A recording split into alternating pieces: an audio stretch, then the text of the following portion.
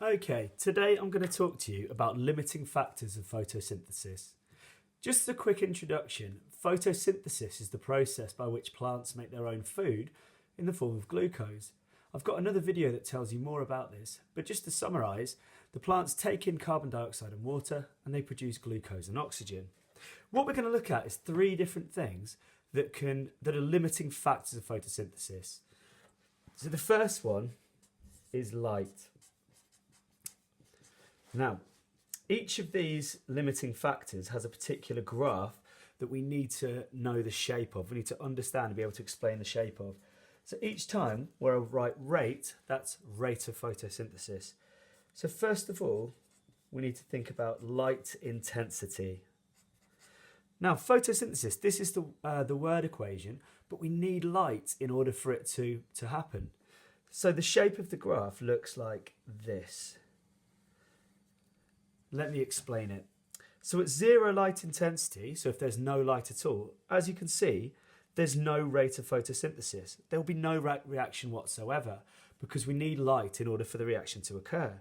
So as we increase the light intensity, the rate of photosynthesis increases as well. So we can see it's directly proportional up to a certain point, and then the graph levels out, reaches a plateau. Now what this means is it doesn't matter how much more we increase the light intensity after a certain point, we reach a maximum rate of photosynthesis. So after this point here, light is no longer a limiting factor. Next up, what we need to do next is have a look at carbon dioxide, also known as CO2. So let's have a look for carbon dioxide. Now again, up the y-axis we have rate of photosynthesis. Along the x-axis, we're going to show percentage level of CO2. Now this graph looks pretty much identical to the last one. Again, let's break it down. So if we've got 0% CO2, so no carbon dioxide at all, we're going to have no rate of reaction. Now the reason for that is if we have a look at our reactants, we can see that carbon dioxide is one of the reactants. So if we've got no carbon dioxide, we're going to have no reaction whatsoever.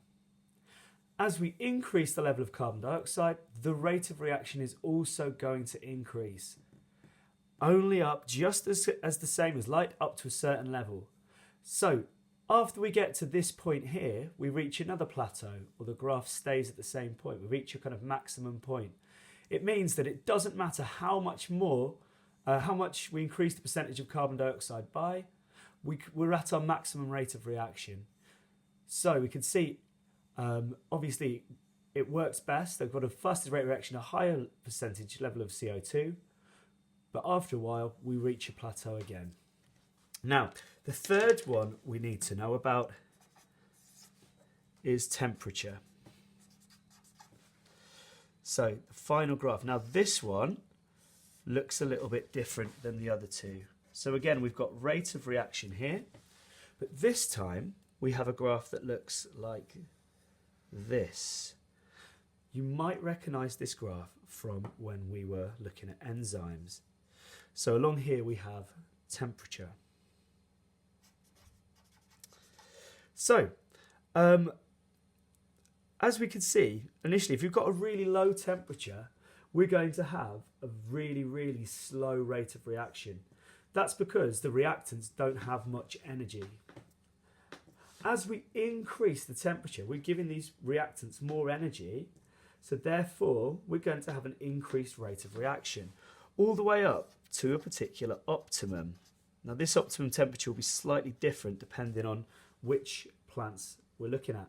Now the reason for this is the reaction for photosynthesis is controlled by enzymes. So as we increase the temperature, we're giving the particles, the reactants, the enzymes more kinetic energy, so we're going to have more reactions, more frequent reactions, only up to a certain point. Because what happens, if you have watched my other video about enzymes, is after a certain point, the enzymes start to denature. So that means the actives, they change shape and the substrate can no longer fit in the active site. So at around this point here, at 45 degrees C normally, we can see that these enzymes have been denatured, which means we now have no rate of reaction at all because all the enzymes have been denatured. So just to kind of summarise, the best conditions possible for photosynthesis would be really bright, so lots of white light, high concentration or high percentage level of carbon dioxide, and the right temperature. A little bit short of 45, because if we go too hot, the enzymes that control photosynthesis denature. Thank you.